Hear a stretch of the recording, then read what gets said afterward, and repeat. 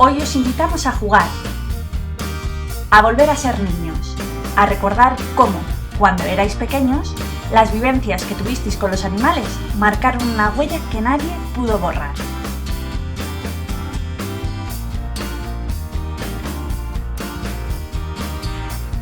Y es que en esta Navidad, un grupo de peques y no tan peques han podido vivir algo que les ha hecho crecer un poquito más. Porque ya sabemos que en los niños el camino para hacerse grande es jugar. Y aunque todos tienen el derecho a crecer jugando, no siempre los más peques tienen las mismas oportunidades para ello. Y es que en muchas ocasiones los niños con diversidad funcional o discapacidad ven muy limitada su participación en actividades donde su misión principal sea esa, jugar.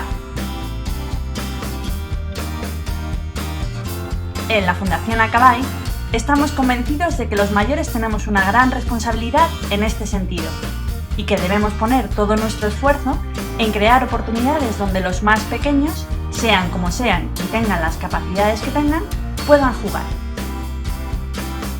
Y desde esta firme convicción, en nuestra escoleta de Nadal, niños con y sin diversidad funcional han podido compartir durante 8 días un espacio donde crecer jugando, aunque de una forma muy singular, acompañados cada día por alguien muy especial, un animal.